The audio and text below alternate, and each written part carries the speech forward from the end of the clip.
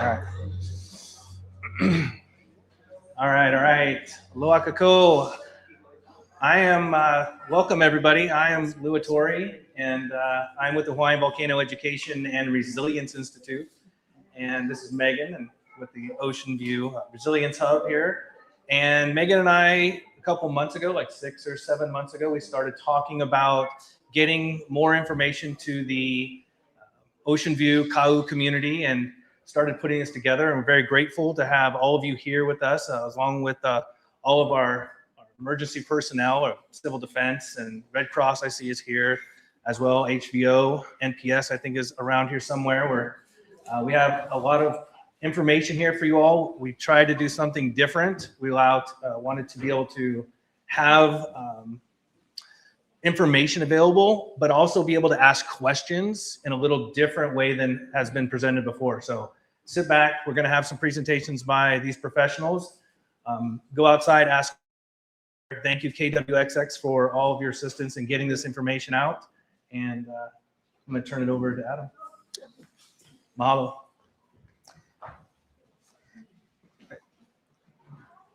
Thank you, Lou. My name is Adam Weintraub. I'm a staff officer with Hawaii County Civil Defense. As Lou mentioned, we've been working with Megan and with HVERI to try and get some information that's really centered on the user's experience, the folks who live in the community and who have questions. A lot of what we talk about when we talk about volcanoes has to do with the hazard. It has to do with what are the readings we're seeing. That's not typically what you're interested in if you live in the community. Is my house going to get overrun by lava?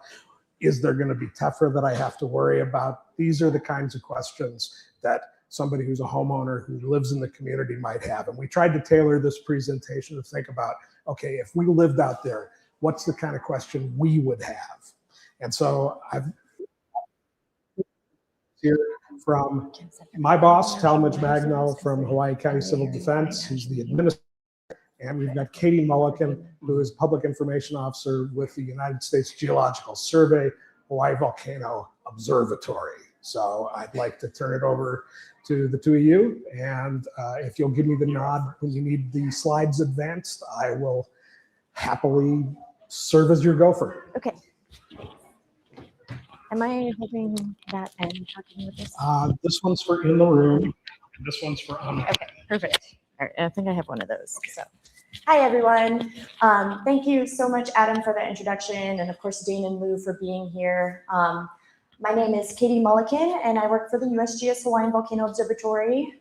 So I'm going to talk a little bit about Mauna Loa. We're a little distracted today by Kilauea with episode 41, which has 2 dual fountains, both of which are reaching about 1,500 feet earlier today, and had some tephra fall from those lava fountains on the highway. So had to respond to that a little bit.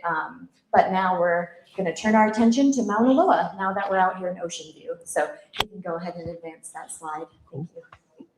So today I wanted to talk a little bit about Mauna Loa's eruption history, the 2022 eruption, of course, and what we know kind of from that eruption history that we can use to kind of learn what could happen in the future at Mauna Loa.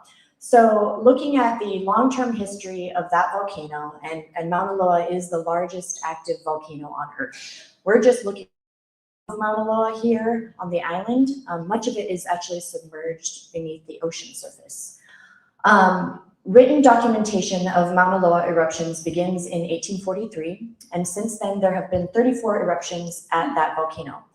All of these eruptions have started in what we call the summit region. And the summit region, it encompasses not just the summit caldera, which is that topographic depression at the top of the volcano, but it extends a little bit further out, encompassing these circular cracks around the caldera and the pit craters that are also in that caldera region, and the upper extent of the southwest and northeast rift zones. So all eruptions have started within that summit region, and then about half of them have then moved into the rift zones. And Mauna Loa has 2 rift zones, the northeast rift zone that extends towards Hilo, and then the southwest rift zone that of course extends towards where we are today in Oceanview. About half of those 34 eruptions stayed within the summit region, so they didn't leave the summit region. The other half moved into a rift zone. So 25% moved into the northeast rift zone and 25% moved into the southwest rift zone. Mauna Loa also has these really rare features called radio vents. We don't have them on Kilauea. They're unique to Mauna Loa. And there's only been 2 eruptions in the past 200 years that have erupted from these radio vents. Those can form anywhere on the kind of the northwest flank of the volcano, so above the summit of those rift zones. So the most recent eruptions were in 2022, 1984, and 1975. Those were spaced apart by decades. Before, and then 1950 before that. Before 1950, Mauna Loa erupted much more frequently. So every 3 to 5 years, going back into the 1800s. So something changed in 1950, and the volcano has had much longer periods of time between eruptions since then. But we know that looking even further back at the geologic history of the volcano, 90% of it has been covered in the past 4,000 years. So it's a very active volcano. Even though it hasn't erupted much in our lifetime, from 1950 onward, it's still very much an active volcano. Okay, next slide. So now I wanted to talk about the most recent eruptions on the Southwest Rift Zone. And you can see the list there. So 1950 was most recently. So over 75 years ago now. Before that, there were eruptions in 1926, 1919, 1916, 1907, 1887, 1871, and 1868. So even from this look at just the eruptions on the Southwest Rift Zone, you can get a view of how the volcano erupted much more frequently before 1950, right? So 1950 was the last time we had an eruption out here on the Southwest Rift Zone. But then if you look before then, there were more frequent eruptions every 5-10 years or so. The chart on the bottom of this slide shows population in Ka'u and South Kona. So on this map here, the lines are kind of faint to see, but District of Ka'u is marked and then South Kona, because those are the areas that can be impacted by eruptions of Mauna Loa's Rift Zone. Here shows population of those regions over time. So we can see that the population was pretty low, around 5,000, up until about, what is that? 1930, 1940, it starts to take off. And then, it's just grown over time. So if you look at the impacts of these past eruptions, just 20 structures covered, a ranch covered, lava flows crossing the highway. They weren't very damaging, but less people lived in this area. So it's just something to be aware of as the population grows on this active volcano on the flank.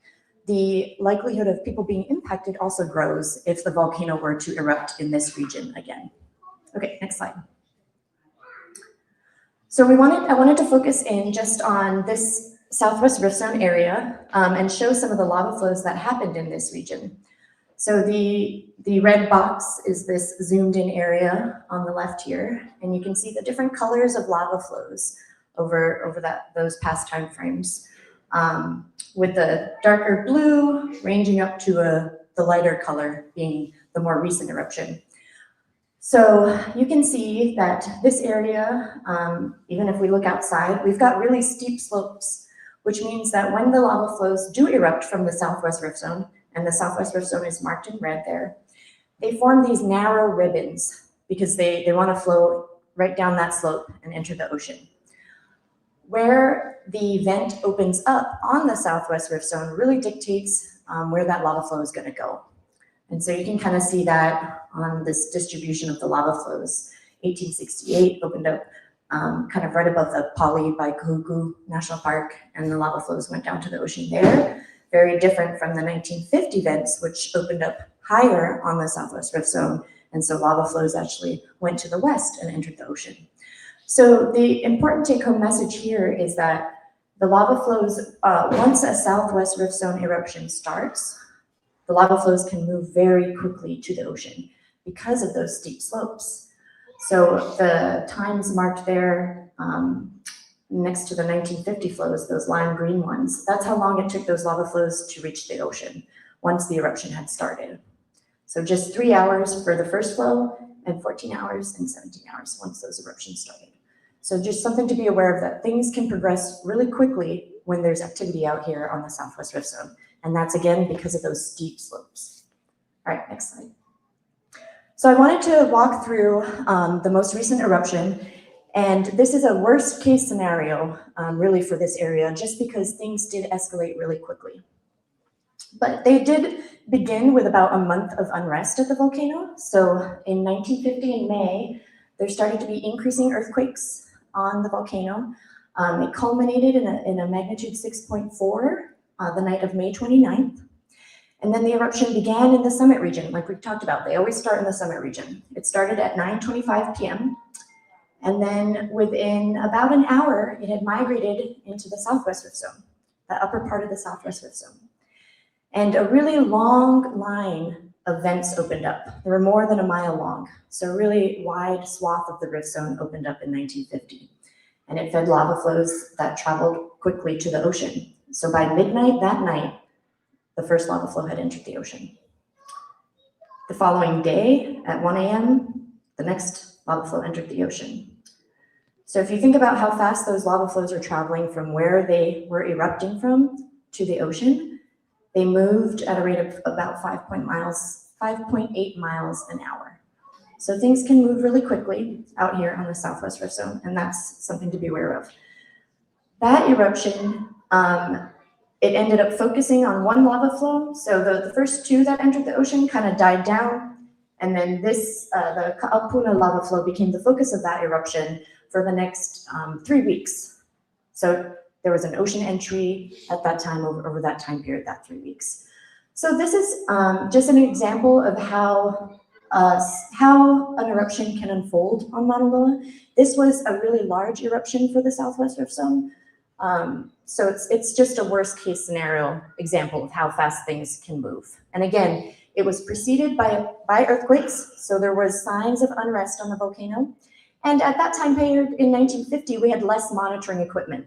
So today we have even more monitoring equipment. We might see a longer period of unrest. Okay, next slide. And that's in fact what happened in the 2022 eruption. So during that eruption, we started to see signs of unrest in October. So a couple months before that eruption started. We saw, and actually that built upon years of unrest that had been really slowly building on the volcano. But really it picked up in October, and that eruption began the night of November 27th. It began within the summit caldera, just like we talked about. And there was a long line of fissures that opened up across the caldera, and they kind of crossed into the upper part of the southwest rift zone. But it was really an extension of that existing fissure system. And that's why there were lava flows that were visible from South Kona, from Kailua Kona, during that first few hours of that eruption onset. The eruption never migrated into the southwest rift zone. It actually migrated into the northeast rift zone the first one maybe started around 3 a.m., 4 a.m., and then by 7 a.m. it had really established itself in that northeast rift zone. So that eruption lasted about 2 weeks. Lava flows traveled 12 miles and got pretty close to the saddle road. Fortunately stopped before crossing that highway. Lava flows covered 10,500 acres and about 16.5 square miles. So Mauna Loa, compared to Kilauea, can have higher volume eruptions. So more lava erupting over a time period compared to Kilauea. Next slide. So what are the lessons that we can learn from these past Mauna Loa eruptions? A big one is that when an eruption starts, the first visual warning that you're going to get is glow at the summit. For us too, we might see an hour or two of elevated seismicity as magma is working its way up to the summit caldera to erupt, but really the first sign is going to be glow. We have web cameras at the summit that help us to monitor that, both visual and thermal cameras, as well as a slew of other monitoring devices across the volcano. So like we talked about, any eruption of Mauna Loa can progress really quickly.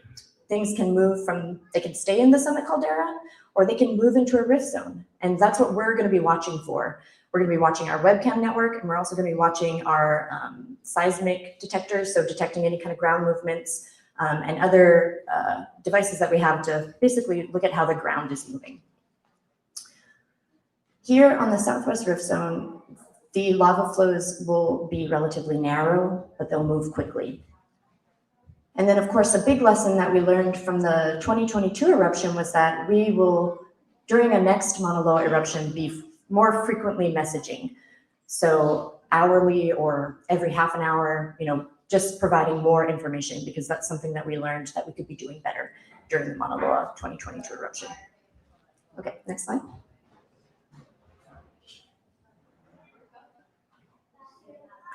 So I just wanted to touch on some of the hazards that could be associated with a Mauna Loa eruption.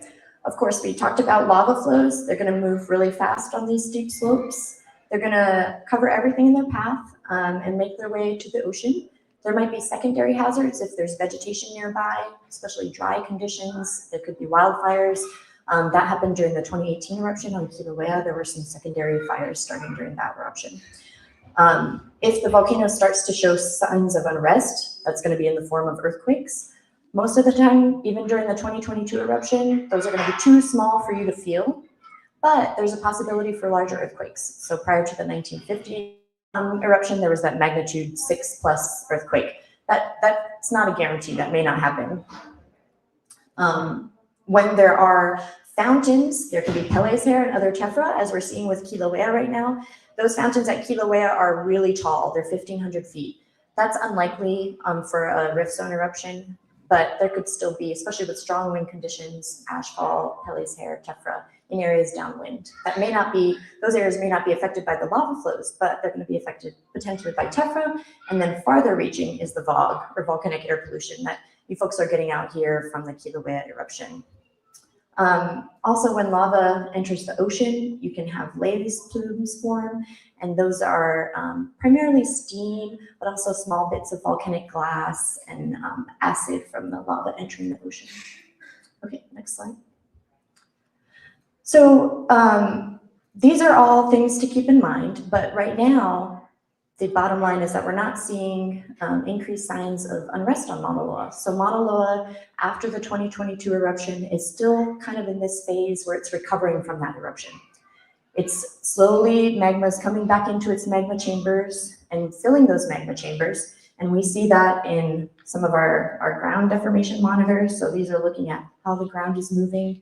And we expect that if the volcano were to enter another period of unrest that could potentially lead to an eruption, we're going to start to see more earthquakes again and increased rates of that ground motion, indicating that more magma is coming into the system. So Mauna Loa is still at its lowest volcano alert level, green and normal. That's the alert level in the aviation color code. But Mauna Loa is an active volcano, so it will erupt again someday, which is why we like to come out here and do these kinds of meetings and maintain kind of communication and messaging with folks out here. Yeah, so Mauna Loa, we're putting out updates monthly for this volcano because it's at such a low level of activity. Very different from Kilauea, where we're putting out updates daily. Okay, next slide. Okay, so I think I'm going to pass it off to Talmadge now. Questions? Yeah, do we want to save questions for the end? What do you prefer? Let's wait to the end. Okay, we'll wait to the end if that's okay. Thanks, Katie. So I'm Talmadge, Civil Defense Administrator. We've been out here several times, especially when Pele was Mauna Loa showing unrest. So nice to be back out here again. So Mauna Loa for us, Katie showed several maps, but for us at Civil Defense, Mauna Loa threatens 50% of this island. So you guys, Ka'u, this area, Oceanview, South Kona, it's hours to days, more like hours that you could be impacted. But other parts of the island, it could be days to weeks, weeks to months. So we, in 2022, we came out to Oceanview first. Then we went to South Kona, Opahala, South Kona. We were getting ready to do Milili'i, the areas that would be impacted first from a Mauna Loa eruption. And then we're going to plan for the rest of the island. But that's the way we look at it. 50% of this island could be impacted from a flow of Mauna Loa. as Katie was saying, they've got a lot of instruments on Mauna Loa. I'll give you kind of like an example. Kilauea and Mauna Loa are two different. But Kilauea has erupted so much, and they have so much data on it that, for instance, this current eruption, that was within the window that they forecast the eruption was going to happen.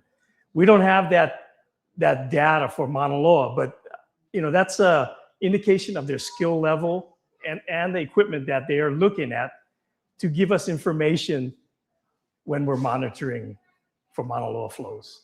So when Katie says your first indication of an eruption is a glow, yeah, that's pretty accurate. But just like 2022, we were as soon as there was restlessness from Mauna Loa, that the scientists in charge told me, this looks like it's might leading to an eruption, we came out to you guys. So we were making the communities aware of what was going to happen. We visited a lot of the products we're going to see again today and improved them. And so I'm very confident in Hawaiian Volcano Observatory. And then, I'm jumping ahead of myself, but our priority, our mission is life safety. So we get you guys alerted as to what's going on, and we'll go about how to get our messages, but we get you alerted, in tune with the status. And then when things happen, we'll put all our plans together. We got to make sure you guys have your plans as well. So volcano behavior is unpredictable and forecasts aren't perfect, but with the instrumentation, the data, the ongoing studies, we're improving there. And the best way for public safety is just do what we covered today. Receive our messages, make sure you're getting our alerts, aware of what's going on, make sure you have your plans. We work closely with HVO. Anytime there's a hiccup with the volcanoes, we're in contact with each other, as well as all of our first responding departments, police, fire, public works, state highways. We all work to mitigate the hazards that could impact our communities. Last line, you will need to understand your situation where it's. If you're threatened, of course, you got to leave. But if you're in a safe place or you have a safe place to go, you don't want to be around waiting for any lava flows, leaving early is good too. We really preach that with wildland fire. That's a big one with wildland fire. Like I said, personal safety is our #1 priority. Property, we'll do what we can do to save it, but we want to make sure that we're not losing lives. Okay, back to Katie. Yeah, sorry. I think we're going to pass it back and forth for a few slides here. I'll just stay up here. Okay. So Talmadge mentioned the monitoring network, and I mentioned that as well. So this is a map showing all that instrumentation and how it's connected. So even if we have some instrumentation go down, we're sometimes able to reroute and still see the data. With the webcams, I wanted to point out that since the 2022 eruption, we've improved capabilities all around Mauna Loa to be able to better basically view that activity remotely, because we're based in our offices. So having these webcams out on the flanks of the volcano is crucial. So all of these red circles is where we have deployed pan, tilt, zoom cameras. So if you've seen any of the Kilauea Summit live stream cameras and noticed that those can change view, that's exactly the same style as these cameras. So we're able to basically move the camera view around. If there's going to be any signs of unrest, potential for an eruption, we're going to be able to use these cameras to figure out where that activity is occurring. That is an improvement since 2022. We didn't have those cameras then. On top of that, we've got seismometers, which are detecting earthquake activity, tilt meters, which are looking at basically very subtle changes in how the ground is tilting. That can be related to whether magma is coming into a volcano or erupting out of it. And that tilt is actually what we use to forecast the Kilauea Summit eruption episodes. The tilt is telling us when it's reaching pressurization and could start fountaining. GPS is very similar. similarly provides information on ground movement, ground deformation, and infrasound is another tool that can basically triangulate where a vent might be erupting from using sound. That was used in 2022 to narrow down that the vents had opened on the northeast rift zone rather than the southwest rift zone. And then, of course, gas emission measurements to better understand fog conditions, so that volcanic air pollution. Okay, back to Talmadge. Okay, thanks. All right, we kind of talked a little bit about 22 eruption.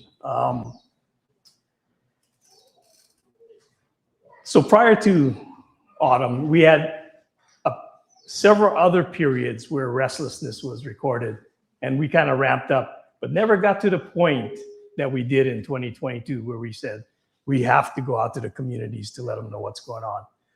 So that happened, and you can expect the same thing the next time Mauna Loa experiences restlessness. So increased public outreach. Eruption happened. We put out our message, and as Katie said, one of our lessons learned was we need to put out more messages, more frequently. The initial message went out that Mauna Loa erupted. The eruption was up in the summit caldera, that no communities were threatened. Nothing was changing, so we never put out any additional messages. But everybody, almost island-wide, could see what was going on. And so it was kind of, I can understand, unnerving and so forth. But we realized frequent messages, one, it'll help displace any rumors that are going out there and kind of help get the official message out. So we will definitely be doing that as far as sending out more messaging. And one thing we understand too is that when it shifts, when it goes to the other rift zone, that it's not going to come back. So once it went to the northeast rift zone, we knew Oceanview, Ka'u, South Kona was safe, that now the eruption would stay on the northeast side. So that's just some of the information that USGS has through their studies, they understand. So we were comforted in that as well. Then we were able to put our focus on the saddle side, Hilo, and so forth. What's next?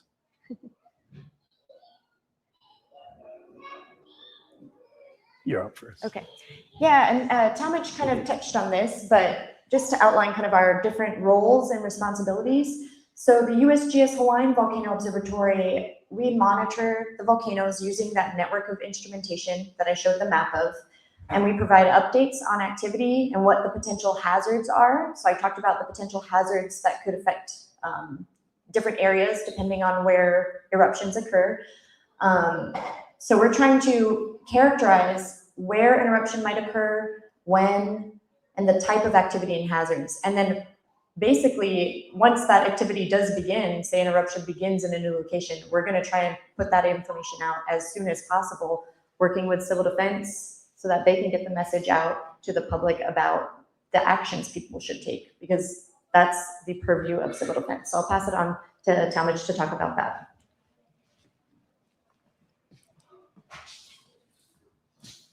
So whenever activities happens, we activate our emergency operations center in Hilo. All of our county departments, as well as our partners from the state, federal government, and private folks are with us. So when we are being fed information, we'll put together messages as far as how it relates to you, to be accurate, current and actionable. So we'll be feeding that information to you guys. And we'll be taking action as far as what we need to do to support those actions that you are going to be taking. And that is basically the allocation resources. If we become overwhelmed, we have other assets off island within the other counties, and we can reach out even to the mainland and so forth for resources.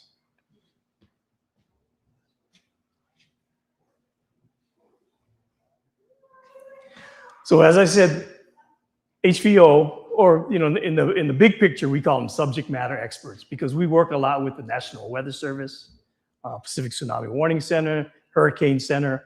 All of these folks, these subject matter experts, like Hawaiian Volcano Observatory, feed us information as far as mitigating the different disasters that we have to deal with here in Hawaii. The way we are organized, Civil Defense coordinates the county's overall emergency response. The mayor is the actual Civil Defense director. I am just the administrator. So we have what's called a policy group made up of the mayor, the key first responder departments, fire, police, public works, parks and recreation. We have our legal team there, of course, the fiscal team. But within that group, based upon what the threats are and what mitigating factors or mitigating practices we put in, that group will make decisions whether laws are suspended to make us capable of procuring items faster. Like say if we got to feed thousands of people, can we just start procuring all restaurants to produce food for all these people? Those are some examples. So I mentioned all our partners. The bullet about the information, I spoke about this, getting our alerts. So we have our internal, what's called Everbridge. It's a mass messaging system that you have to sign up for, so it's voluntary. And that's a lot of the products that we push to get people to do that. You can receive phone messages or phone calls via landline on your cell phone, to include text, email, and Facebook and X. We do have radio broadcasts that are attached to our messages. And then we also use sirens. There's a few sirens in Ka'u. And the National Push System, Integrated Public Alert Warning System, we use the wireless alerts that'll go through your cell phones. That is, unless you've turned it off, that should be available to everybody. So those alerts we use to put the initial alert out to give you a heads up, and then to continuously give you information as to whether things have stabilized, whether you got to take action, or what it is that's going on. So as I said earlier, our mission is to protect life. Property would be next, but then, we want to make sure everybody's safe. I went over all the people that we coordinate with. And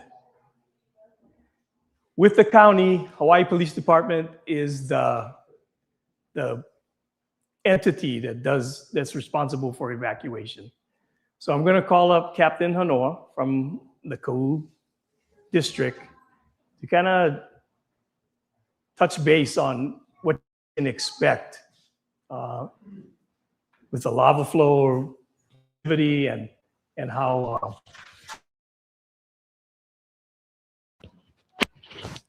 Thank you. For those of you that don't know me, my name is Colonel Hanoa. I'm the new captain here. Two mics. Wow. That's the recording one, I think. Oh, okay. I'm the new captain here, district, and I was asked to come here today just to provide some information on our efforts and what to expect from HPD here if we need to initiate an evacuation for an instance like this.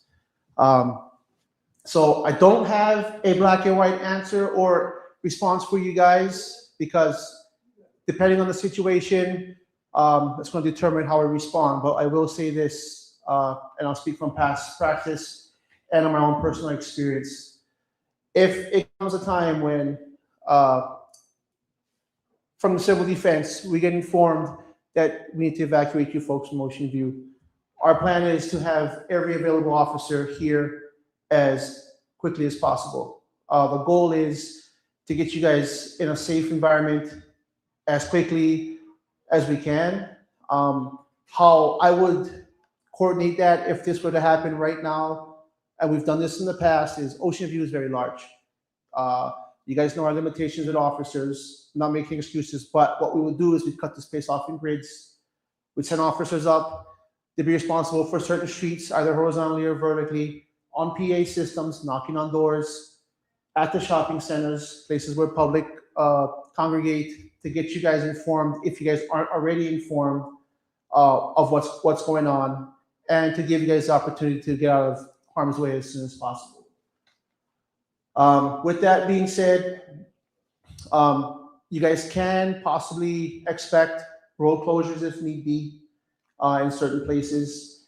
I know in the past, it's come up where it's always, everyone wants to know what's going on right now. Just bear with us should this happen, that again, our focus is to get you guys into a safe spot as soon as possible. So we may not have all the answers, but we will have enough information to tell you, hey, this is what we're experiencing, this is what we're being told needs to be done, and this is what we need to do to get you guys in a safe predicament.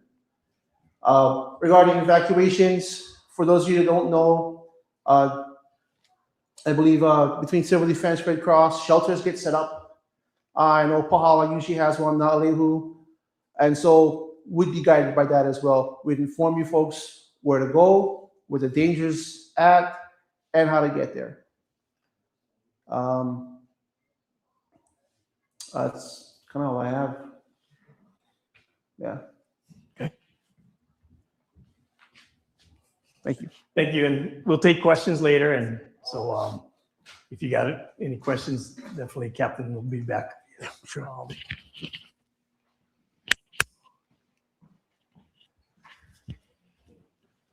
So I think we've touched base on a lot of these already, and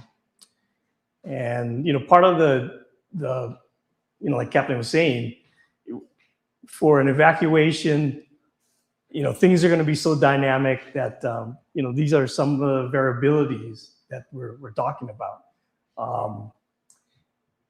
But that's what getting information, knowing your community, having your plans will help us work through these complexities that we experience in the real world. So we'll turn this back over to Katie or Dave. Thomas, the idea was to talk about a couple of those flaws and how they might affect our response if they had happened today. So I was kind of going to talk more about examples when we get to the other map.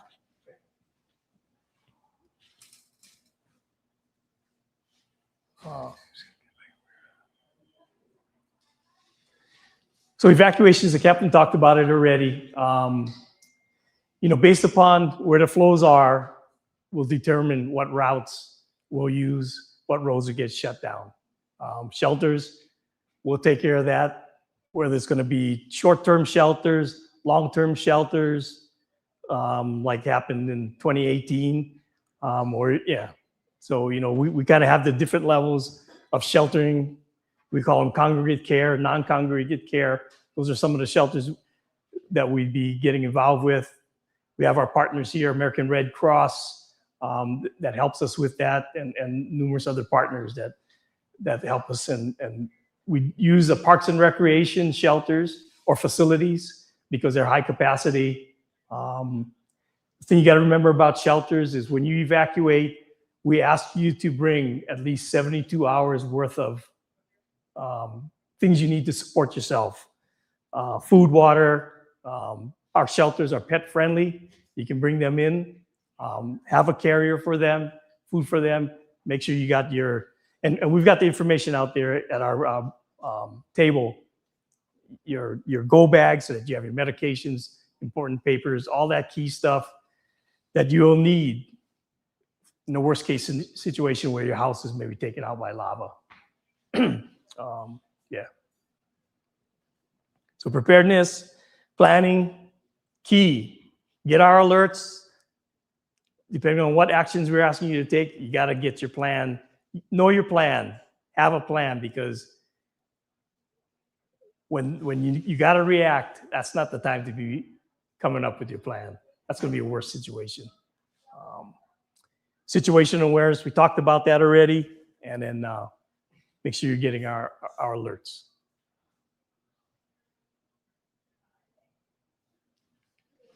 Is the KWXX one on the future slide? The KWXX one we're going to print out, and then the printing is not. Okay. So once you go back to that last slide. So at this time, I want to bring up Chris Leonard. Prior to 2022, a previous restless event from Mauna Loa, we had kind of started working, and Chris will tell you about his situation in the county, what he provides. But we had started working, recognizing that this area does not have real good public radio. So we started working on this project, trying to get it in place by 2022's eruption. That kind of never came to fruition, but we got it now. And so Chris Leonard, KWXX, will give you guys information as to what's available. And we hope you guys will all start to use it. Thanks. Thank you. As you mentioned, my name is Chris Leonard. I am the president and general manager of New West Broadcasting, which operates 6 radio stations on the island, including KWXX, Hilo Kona, B97, B93, and KPUA. I wear a couple of other hats. I serve as the president of the Hawaii Association of Broadcasters and the State Emergency Communications Committee chair, and have taken a keen interest in my 30 plus years in broadcast on this island in emergency alerting. Talmadge touched on the types of alerts that are available, what's called the IPAWS, Integrated Public Alert and Warning System, which is WIA, the wireless emergency alerts, which ring your phone very loudly when an alert goes off, and EAS, Emergency Alert System, which is the 2-tone squawk that you hear on radio and television, followed by a message. Those can be automated and distributed.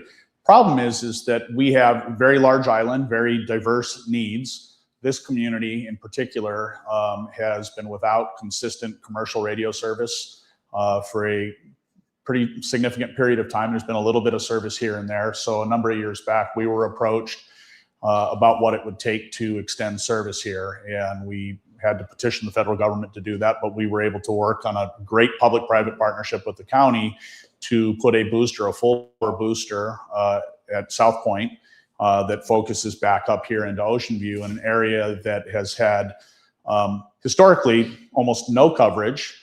And even with the cell coverage on the wireless emergency alert, cell coverage can be pretty spotty. And talking to many of you outside, cell coverage is not great. You have a full power signal on our 94.7, which is coming from South Point now, that covers all of Oceanview. Unfortunately, we don't have a map, but it's basically going to be from about Manuka, right about this hip here, as you come around, and then all the way to the south side of the national park above Pahala.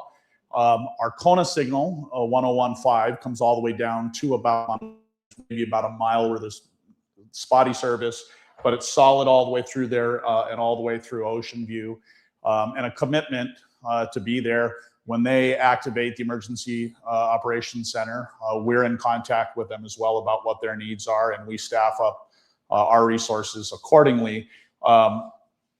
South Point is something that we've talked about for years with previous administrators as well, and I applaud Talmadge for really being aggressive on this and addressing it, because we've known for a really long time that this is a very vulnerable community. As USGS has said, speed to danger is significant. If there's an eruption in the Southwest Rift Zone, it can cross the highway, it can make it to the water in a matter of hours.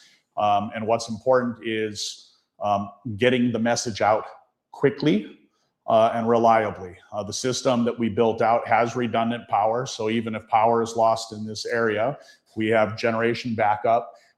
We have signal delivered to that site via satellite, so we're not reliant on infrastructure that could be damaged or destroyed that would cut off that signal. And we have a fairly robust, redundant system to be able to provide communications that didn't exist previously. That being said, they touched on this, and I've been doing this for a really long time. I've responded to a number of different emergency areas where people talk about nobody saying anything, I don't know. They're going to provide the messaging, but what I implore you to do is know that what the resources are that are available to you. There's all of these digital tools, and while they're still available, they're very robust and provide great information. But in a tougher situation, the radio will be there, and you have to know that it's there and it's available to you. If you don't have a battery-powered radio in your home, you should. But the other reality is I have people say, well, I don't have a radio. And I'm like, hey, that's a really nice generator on wheels sitting in your driveway out there. And I bet it has a radio in it as well. That county government, broadcasters can only do so much. You guys have to meet us part of the way. But our commitment is to be able to provide that vehicle that we can get information through a vehicle that didn't exist in this community for a really long time. And we're thankful to have that opportunity. But with that, I would also ask, and this is the challenge out here, is letting more people know that that's available on 94.7. For those of you that have lived out here for a long time, I know you're not hitting seek every day hoping someday there's going to be a station there that wasn't there. A lot of you had given up hope on that. It's there now. Tell your friends, tell your family, tell your neighbors, and share that, and know that that station will be there when it's needed, to the best of our ability, assuming that conditions allow that to happen. And I will be available after if anybody has any additional questions about that, but we're glad to be able to serve this community, hopefully in good times more often than bad times, but we'll be there through either.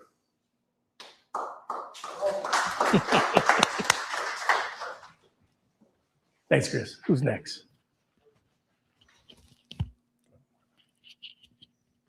Go to the next one. Katie, did you want to address this map first? Yeah, or you could. Okay, so as far as, we use this in 2022. This is a product from Hawaiian Volcano Observatory.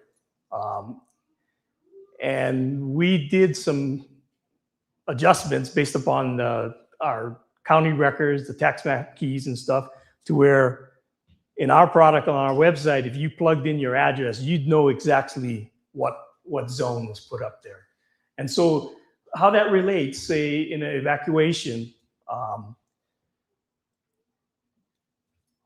like was mentioned earlier, the majority of the flows will start at the summit, or eruptions will start at the summit, right?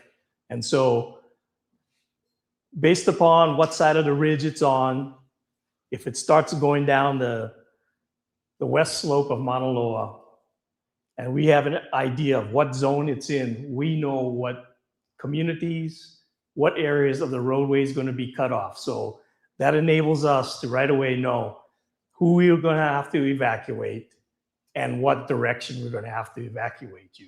So, of course, logically, the summit and those zones closer to Kailua Kona are more vulnerable to the flows. So for you to evacuate north, we got to make sure that those areas are clear, that Highway 11 will be maintained. If there's any indication that the flows are traveling down that way, and we know those zones, we've delineated the mile markers, so we can share that to the public as well. Whatever community it is, whatever marker it is, we'll get that information out, so you know exactly what areas will be impacted, what area.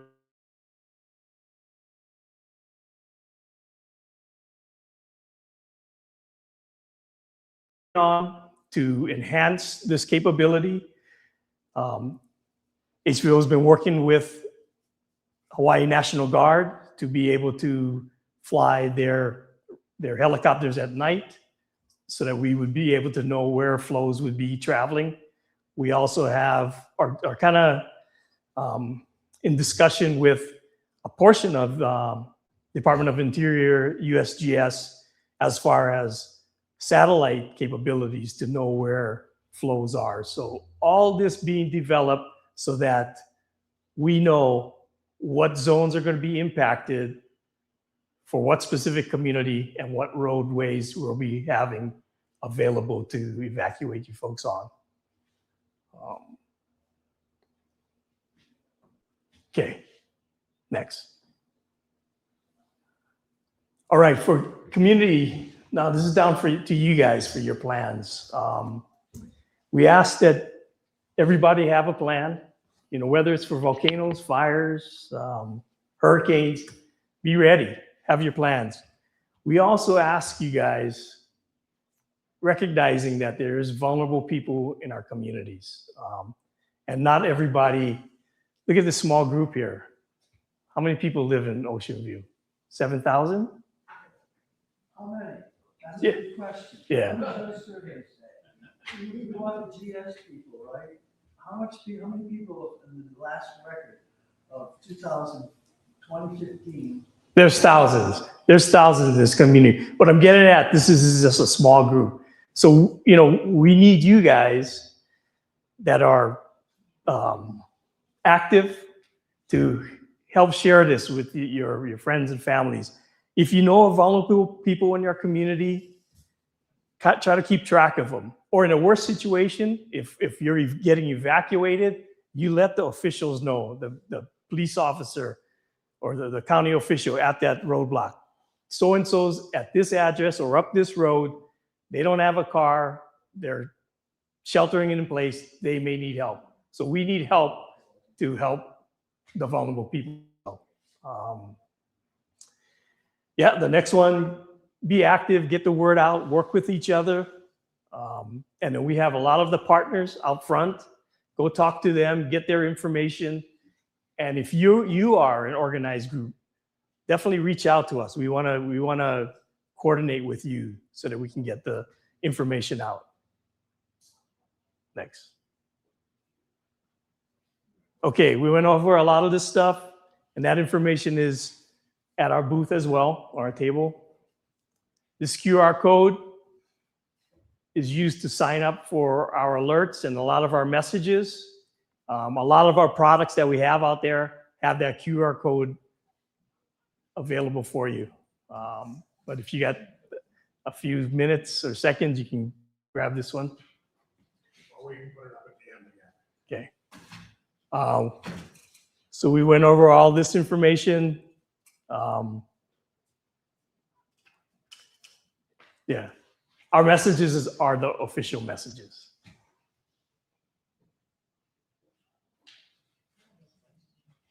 Okay, many of our partners are outside. So go talk to them, get the information. You know, I want to hit on the last one, amateur radio. They weren't able to make it today because they've got a big function going on worldwide.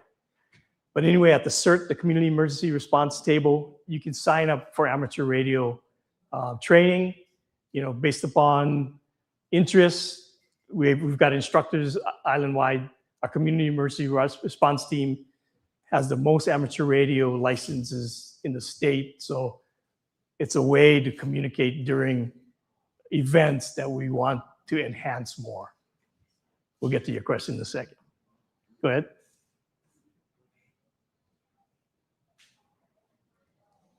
All right. Being here is, the first step today. So thank you.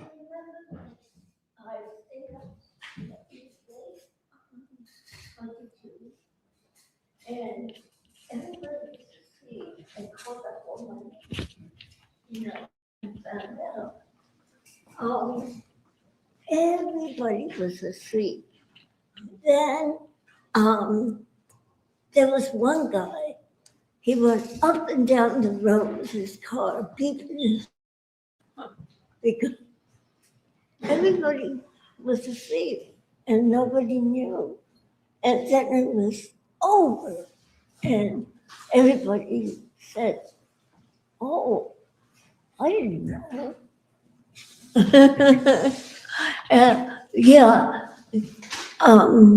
Year 22, I stayed up late until 1 o'clock in the morning.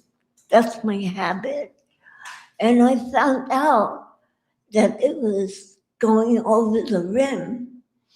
And so I called up all my neighbors and texted them. If they didn't pick up the phone, everybody was asleep by 9 o'clock. Then I found out one guy was going up and down with his car, beeping his horn. But it's like No, the next morning, everybody said, oh, they didn't know. It happened. All right, thank you. So hopefully with the information we gave you, the addition of the radio station out here, everybody will get the information. Adam, you want to run the mic for the audience? You have a question? My question to you is, has your outfit, have they contacted the Maui people to find out about the Lahaina fires and how they handled that? That might be a good lesson for you guys to learn what went wrong with the fires over there in Lahaina. Yeah, we're in direct, we in emergency management, each county's organized the same way. They have an emergency management office. And so, we were dealing with our own fires that same day, August 8th, over here. To the point where I didn't even know what was going on Maui because we, that Kohala area, Mauna Kea Beach, Kohala ranches were burning over here. So once we figured out what happened to Lahaina, we did send our first responders to help them. So we've been networking with them before the fires, after the fires, during the fires, after the fires. We've gotten the reports from them. We talked directly to them. And then Hawaii Wildfire Management Organization got their pamphlet at our table. We work closely with them as far as fire-wise communities, just trying to make our communities safer here on the island. My question is, did you learn anything from the problems that the police department ran into stopping traffic and getting out of Lahaina? So one thing, and Chris Leonard will kind of attest to this. I think there's lessons to be learned. Oh, there there's numerous that lessons to be learned. That you guys could get that information of how they handled it and what went wrong. Not what happened here, but what happened there would be a good lesson for you guys to maybe concentrate on. Well, we run case studies all the time. So, we always try to improve our operations. For one, like I was going to say, Chris Leonard will attest to this, that radio communications, public radio, was maintained in that area. So that is one reason that we push for their station to be down here so that critical information is continuing to get into the community when an event is happening. That's a lesson learned.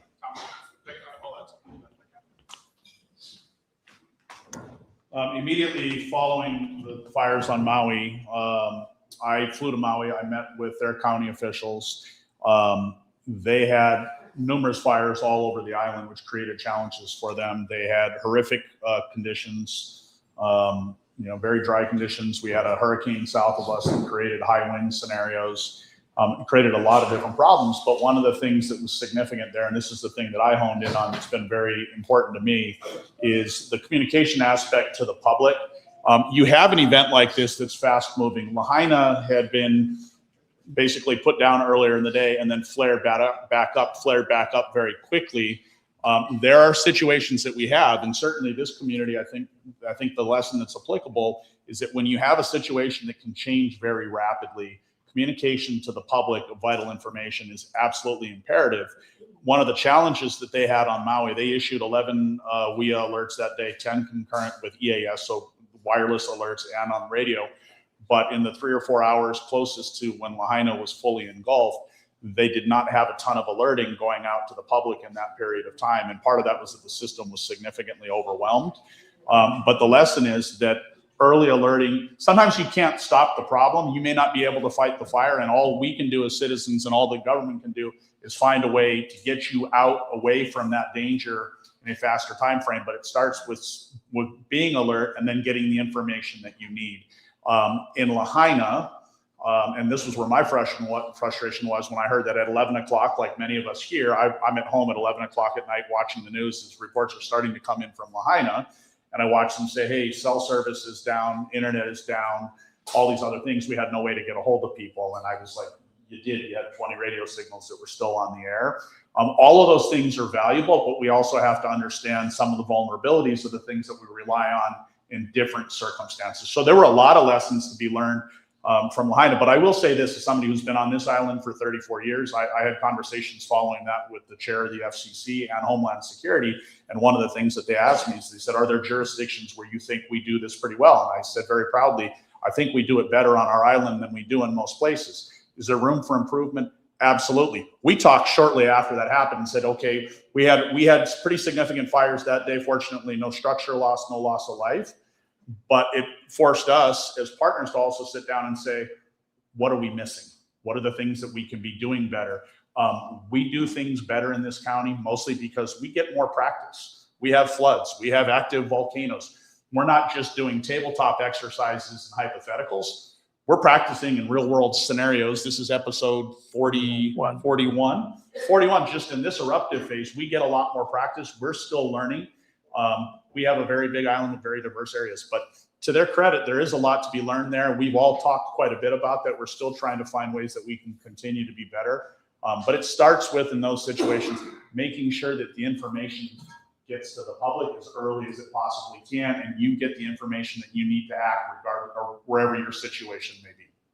I hear you loud and clear, but what I'm telling you, the fire went around my house in Coolin. And so I'm very familiar with what happened over there and with MPD, with the traffic situation, people trying to get out of Lahaina. So there's I think it's a 3-part study, and it's about 600 pages of reading. It's a lot to go through, but they're a very, very detailed after action report and study that was done on many of the deficiencies, including some of that. But it was also things that are sort of inside baseball, interoperational radio systems between first responders, when the system was taxed in a way that it's never been taxed before. And it was, if you were on Maui, then you know there were fires happening all over the island that day. They were spread thin, didn't have the manpower that they needed, and they were facing a scenario that was pretty tough to game plan for in advance. Cool. Thank you. We're gonna move right here. Aloha, my name is Crystal Touchstone. I own Crystal Clear Accounting on the mainland. And I have a question regarding, I'm recently in the last 4 months, in a homeless situation. Nothing was mentioned about the homeless community. I know a lot of the homeless people now. I know a lot of what they have, what they can do, what they're aware of, what they don't know anything about. And nothing was mentioned about the homeless. And now that I am one of them, I understand a lot more of what they say and their frustrations and everything. What about the homeless people? How do we communicate to them? I have a car, thank God. I can turn my radio on, and I have a big mouth, and I will talk to anybody and tell anybody what's going on. But there's so many people that have come to Hawaii that don't have anything from all over the United States. They don't have any means to do anything, to be part of anything. So if the volcano erupts, how are they gonna know? How are they gonna, is it word of mouth? You know how word of mouth goes. You know, the game of telephone, you know, you might not hear the right things going on, what to do, where to go, how to take care of this. What about the homeless people? I'm one of them, I wanna know. Good question. We mentioned the vulnerable populations, and those are the homeless. So we have in the county our housing department that would take care of regular housing. They have branches that work with houseless folks. We also have partners which are out there.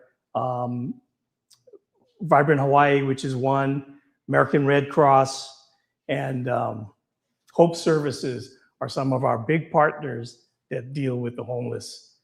But like you say, it's a significant population. They don't want to be contacted by government, so we need help. You know, they don't come into our, I guess, purview until they need our services and so forth.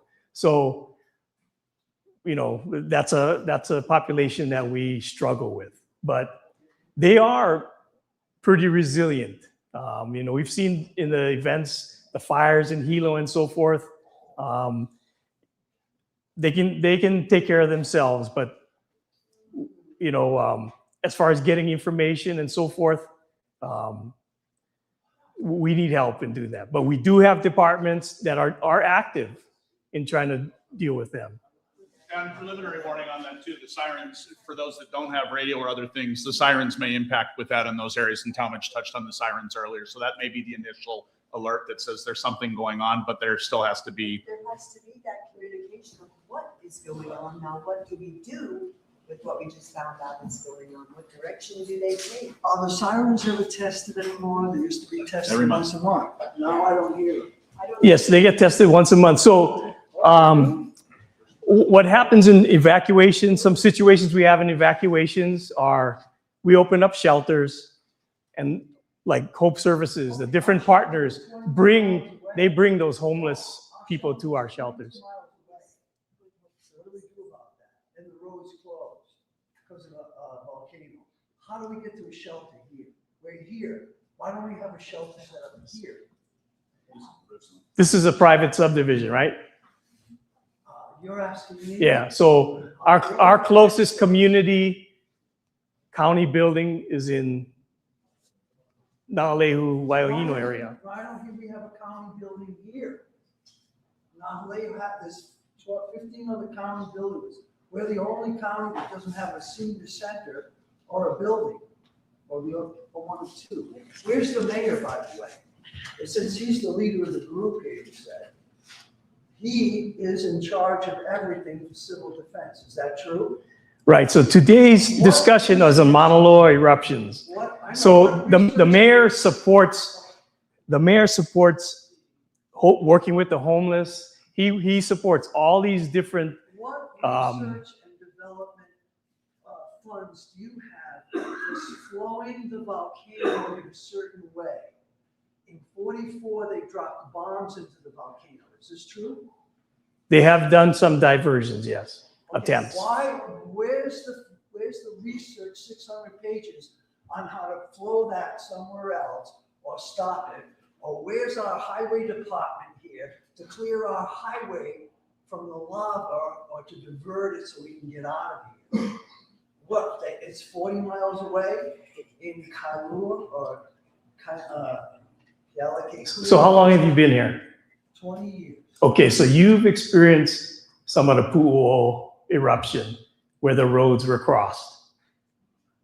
And even currently. So what happens is once the lava cools. Why can't I get a road down to the sea here, on a road to the sea? Can't you fix that, civil defense, to get us out of here? That's fishing, so cut it out. Yeah, let's move on. We have a lot of questions, sir. We have a lot of questions. We're gonna get to everybody. This is Edward's rules. You've been talking over this for a Yeah. I can speak whenever I want to speak. You cannot shut me up. Can we get a question from somebody else? Yeah, go for it. Thank you. Hi, my name is Julie. I recently moved to this area, and I was wondering about the sirens also. I mean, I've been here 30-some years, but there's not a siren for evacuation, is there? So Oceanview has 3 sirens. They are they're a mechanical instrument. So they're subject to failure. They're subject to vandalism.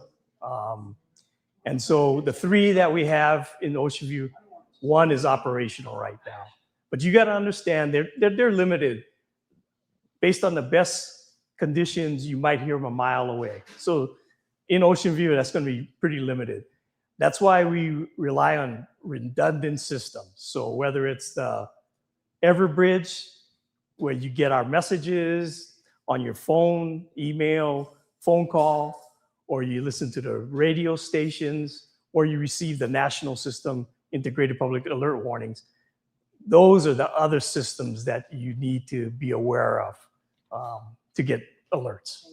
Yeah, I'm gonna get a hand crank radio. There you go. Perfect, yes. Okay, I just learned that today is just about the Mauna Loa volcano, but what about the bomb?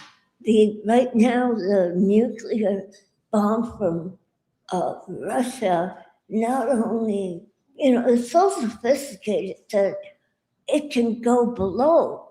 And I think the circle zero is on Oahu, where all the militaries are. My ex-husband told me not to worry. He said, we're old, so what? But he said, on this island, it's over 300 miles from the epicenter if there's a nuke coming down. Let me see if I can translate this for you. Let me see if I can translate this. Is there any information about a nuclear bomb that's been launched underground from Russia recently? No, they come from above, but it's From the air, I'm sorry. just like We're, what happened. I don't think we have Iran. What? the hyper, Just like we did it to Iran okay. out there, a nuke. Let's see if the site. professionals have an answer for that. Mhm. So you guys remember January, the false missile alert. Ever since that, the military has taken over any alerting based upon an attack situation like that. So we rely solely on the US military, their intelligence, and their notification to us to get messages out. So I have no intel as far as Russian nukes. There are a number of threats out there that the United States is monitoring, but like I said, it's all under the military's responsibility.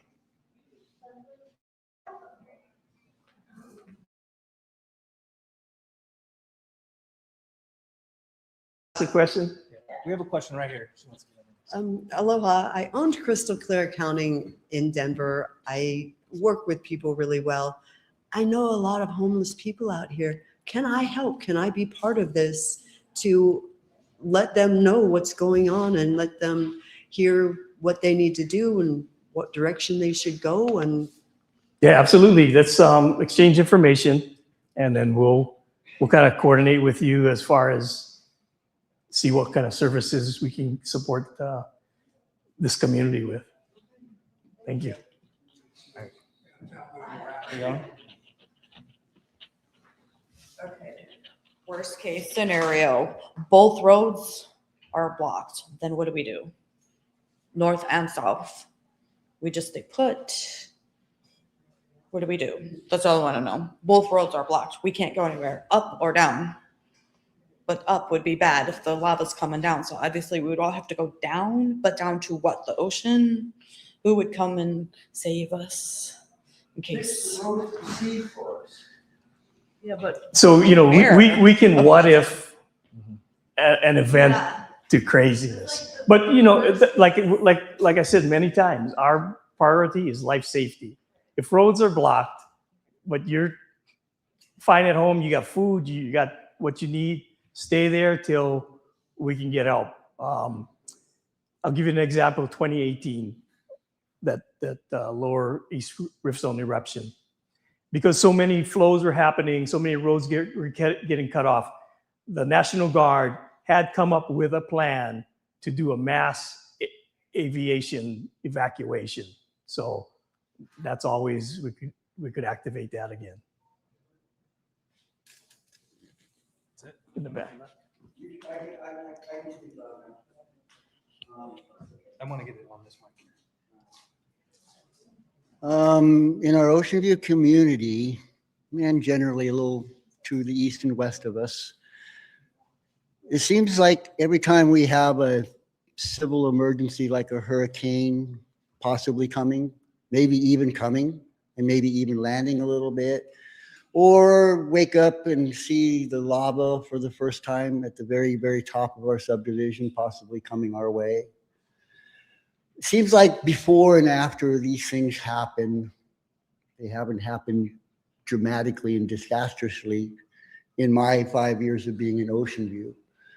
But it seems like we have a surge of pets that get loose, get wild, and we have a response of having to defend and protect down to guns and things like that, because we don't really have possibly the responsible owners of those pets, but we do have surges of feral animals that happen around the emergency alerts and or any of the civil weathers that we might have to deal with.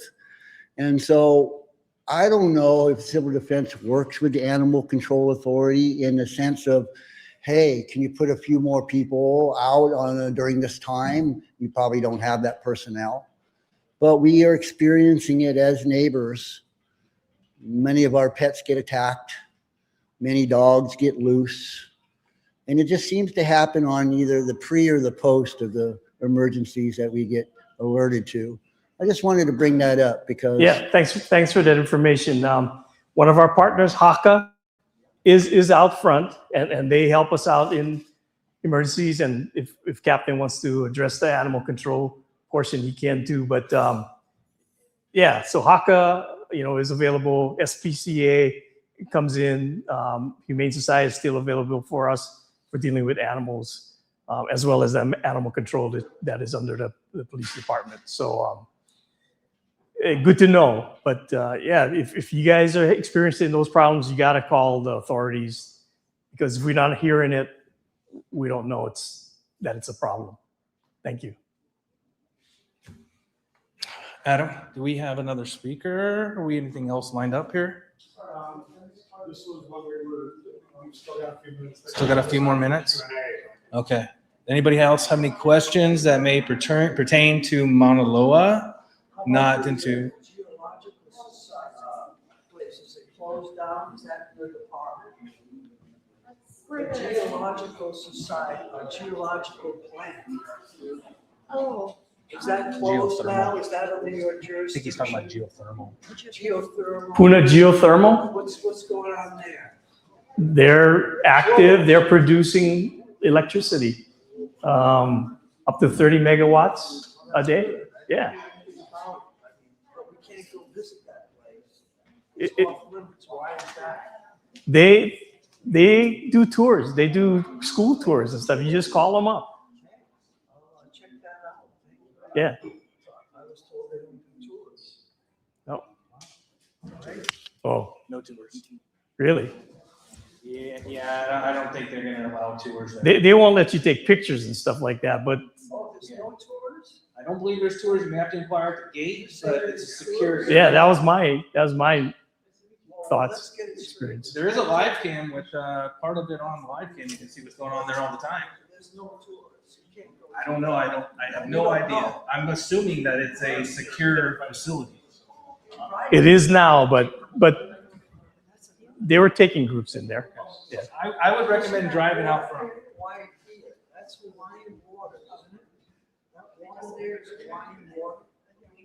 It's produced here, yes. That's a private company that's sucking the water from Hawaii and making billions of dollars. And we're paying $3.50 here in Hawaii for that bottle right behind us. So what's the deal with that? And what's the story with water in Ocean View, and they'll never get running water? Why is that? These are all really great questions that I Well, don't think. where is the mayor? That's my question. That is another great question. I think Where he is is he office is today? a Tell me Hilo. where the mayor is, since he's the leader of this group.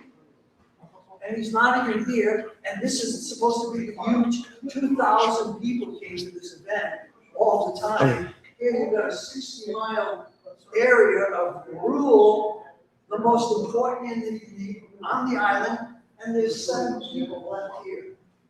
I mean, So you also have a council person out here that is your link to the county government. So work with Michelle as to your concerns. Yeah.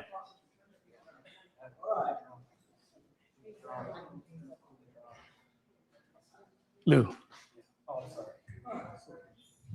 I'd just like to say thanks to you guys for coming out today. The civil defense, the police, USGS, KWXX, we got a radio station out here. I get all my alerts on the phone. And I know before anything major happens, I think you guys have all your stuff together where we're gonna know before anything major happens and what to do. And then there's also Coconut Wireless, where we contact our kids call, our family. We're all like, hey, what's going on? What's going on? And our friends. So there's ways that we're gonna know what's going on before something actually happens and what we gotta do. That's all I got. Thanks, Al. Yeah, you're welcome. Thank you. All right, I think Adam's gonna do the raffle here. I'd like an appointment with the mayor to be the head of this group.